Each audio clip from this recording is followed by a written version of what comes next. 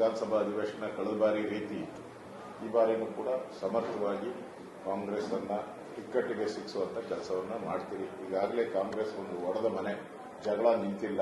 ಈಗಾಗಲೇ ಧಮಕಿ ಹಾಕೋದು ಕೂಡ ರಾಜಾರೋಷವಾಗಿ ಬೀದಿಯಲ್ಲಿ ಧಮಕಿಗಳನ್ನ ಹಾಕ್ತಾ ಇದೆ. ನನಗನ್ಸುತ್ತೆ ಈ ಸರ್ಕಾರ ಬಹಳ ದಿನ ಉಳಿಯಲ್ಲ ಅನ್ನೋ ರೀತಿ ಕಾಣ್ತಾ ಇದೆ. ಸರ್ಕಾರದ ಕಾಲಘಟ್ಟ ಮುಗಿತಾ ಇರೋದಕ್ಕೆ ಈಗೆಲ್ಲ ಈ ರೀತಿ ಶಾಸಕರು, ಕಾಂಗ್ರೆಸ್ ಶಾಸಕರು ಬೀದಿಗಿಳಿದು ಡಿ.ಕೆ. ಶಿವಕುಮಾರ್ ಪರವಾಗಿ ಮತ್ತು ಸಿದ್ದರಾಮಯ್ಯನವರ ಪರವಾಗಿ ಹೇಳಿಕೆಗಳನ್ನು ಕೊಡ್ತಾ ಇದ್ದಾರೆ. ಈ ವಿಚಾರನೂ ಕೂಡ ವಿಧಾನಸಭಾ ಅಧಿವೇಶನದಲ್ಲಿ ಬರ್ತೈತೆ.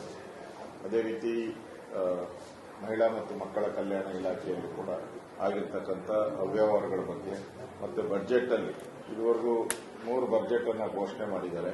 ಅಲ್ಲಾಗಿರ್ತಕ್ಕಂಥ ಅನ್ಯಾಯಗಳೇನಿದೆ ಮತ್ತೆ ಹಣ ಬಿಡುಗಡೆ ಆಗದೇ ಇರೋಂಥದ್ದು ಮತ್ತೆ ರಾಜ್ಯವನ್ನ ಸಾಲದ ಕೂಪಕ್ಕೆ ತೆಗೆದುಕೊಂಡು ಹೋಗ್ತಾ ಇರತಕ್ಕಂಥ ಸಿದ್ದರಾಮಯ್ಯ ಇಡೀ ದೇಶದಲ್ಲೇ ನಾವು ಸಾಲ ಮಾಡೋದ್ರಲ್ಲಿ ನಂಬರ್ 2 ಸ್ಥಾನದಲ್ಲಿದ್ದು, ದೇಶದಲ್ಲಿ 2ನೇ ಸ್ಥಾನದಲ್ಲಿದ್ದು. ಅದಕ್ಕೆ ಕಾರಣ ಅಂದ್ರೆ ಸಿದ್ದರಾಮಯ್ಯ. ಆ ಪರಿಸ್ಥಿತಿಗೆ ಇವತ್ತು ರಾಜ್ಯವನ್ನ ದೂಡ್ತಾ ಇದೆ. ಹಿಂದೂ ಕಾರ್ಯಕರ್ತರ ಮೇಲೆ ನಿರಂತರವಾಗಿ ಕೊಲೆ ಆಗ್ತಾ ಇದೆ, ಹಲ್ಲೆ ಆಗ್ತಾ ಇದೆ. ಮೊನ್ನೆನೂ ಕೂಡ ಶಿವಮೊಗ್ಗ ಇರಬಹುದು, ಕೊಡಗಿರಬಹುದು, ಬೇರೆ ಬೇರೆ ಕಡೆಗಳಲ್ಲಿ ಹಿಂದೂ ಸಮಾವೇಶಕ್ಕೆ ಮುಂಚೆ ಎಲ್ಲ ಕಡೆ ಹಲ್ಲೆಗಳು ಮಾಡ್ತಾ ಇರೋದನ್ನ ನೋಡ್ತಾ ಇದ್ದೀವಿ.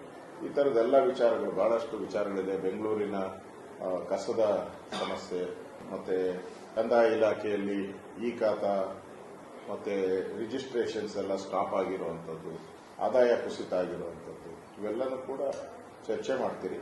ರಾಜ್ಯ ಸರ್ಕಾರ ದಿವಾಳಿಗೆ ಬಂದಿರ್ತಕ್ಕಂಥ, ಮೊದಲು ಕಳೆದ ಬಾರಿ ದಿವಾಳಿ ಅಂಚಿಗೆ ಬಂದಿತ್ತು, ಈ ಬಾರಿ ಅದು ದಿವಾಳಿಗೆ ಹೋಗ್ತಿತ್ತು. ಈಗಾಗಲೇ ರಾಜ್ಯ ಸರ್ಕಾರ 3 ಲಕ್ಷ ಕೋಟಿ ಹಣವನ್ನ ಸಾಲ ತೆಗೆದುಕೊಂಡಿದೆ. ಈ ವರ್ಷನೂ ಕೂಡ ಇನ್ನೊಂದು ಲಕ್ಷ ಸಾಲ ತಗೊಂತ, ಇನ್ನೂ 1 ಲಕ್ಷ ಜಾಸ್ತಿ ತಗೊಂತ. ಎಲ್ಲಾ ಮುಖ್ಯಮಂತ್ರಿಗಳು ಸಾಲ ಏನ್ ಮಾಡಿದಾರ, ಒಂದು 10-12 ಜನ, ಇವರೊಬ್ಬರೇ, ಸಿದ್ದರಾಮಯ್ಯ ಒಬ್ಬರೇ ಅಷ್ಟು ಸಾಲ ಮಾಡಿದ್ರು. ನನಗನ್ಸೋ ಪ್ರಕಾರ ಎಲ್ಲರದ್ದು ಶೇರು 46% ಏನೋ ಇದ್ರೆ ಇವರೊಬ್ಬರದೇ 54% ಏನೋ ಸಾಲ ಮಾಡಿರೋದ್ರಲ್ಲಿ ಶೇರ್ ಇದೆ. ಅಂದ್ರೆ ಇವು ಸರ್ಕಾರ ಮುಗಿಯುವಷ್ಟೊತ್ತಿಗೆ 2 ವರ್ಷದಲ್ಲಿ 6 ಲಕ್ಷ ಕೋಟಿ ಮಾಡ್ತಾರೆ. ಅಂದ್ರೆ ಇಡೀ ನಮ್ಮ ಸ್ವಾತಂತ್ರ್ಯ ಬಂದಾಗಿಂದ ಸಾಲ ತಗೊಂಡ್ರೆ ಇವರೊಬ್ಬರೇ ಅದರ ಸಾಲ. ಅಂದ್ರೆ ಈಗಾಗಲೇ ನಮ್ಮ ಜನಗಳ ಮೇಲೆ 1 ಲಕ್ಷ ತೆರಿಗೆ ಇದೆ, ಒಬ್ಬೊಬ್ಬ ಮನುಷ್ಯನ ಮೇಲೆ 1 ಲಕ್ಷ ಸಾಲ ಇದೆ. ಸಾಲ ಮಾಡ್ಲಿ, ನೀನ್ ಮಾಡದೇ ಇದ್ರು ನಿನ್ ಮೇಲೆ 1 ಲಕ್ಷ ಸರ್ಕಾರ ಹಾಕಿದ್ದಾರೆ. ಈ ಸಿದ್ದರಾಮಯ್ಯ ಒಬ್ಬರೇ 1 ಲಕ್ಷ ಆಗ್ತಾ ಇದೆ. ಇಂಥ ಈ ವಿಚಾರವನ್ನು ಕೂಡ ವಿಧಾನಸಭಾ ಅಧಿವೇಶನದಲ್ಲಿ ಮಾಡ್ತೀರಿ. ಈ ಸರ್ಕಾರ ಹಾಳಾಗಿರುವಂತ ಆರ್ಥಿಕ ದುಸ್ಥಿತಿಗೆ ತಂದಂತ ಈ ಸರ್ಕಾರದ ವಿರುದ್ಧ ಬಿಜೆಪಿ ತನ್ನ ಹೋರಾಟವನ್ನ ನಾವು ಮಾಡ್ತೀವಿ. ಅಂದ್ರೆ ಇವರಿಗೆ ಜ್ಞಾನ ಇರಲಿಲ್ಲ. ಡಿ.ಕೆ. ಸುರೇಶ್ ಹೇಳಿದ್ದಾರೆ, ಗ್ಯಾರಂಟಿಗಳ ಭಾರ ಅಂತ ಈಗ ಹೇಳ್ತಾ ಇದ್ದಾರೆ. ಇದನ್ನು ಮಾಡಕ್ಕೆ ಮುಂಚೆ ಯೋಚನೆ ಮಾಡಬೇಕು ಅಂತ ಕಾಂಗ್ರೆಸ್ಸಿನ ನಾಯಕರೇ ಹೇಳ್ತಾ ಇದ್ದಾರೆ.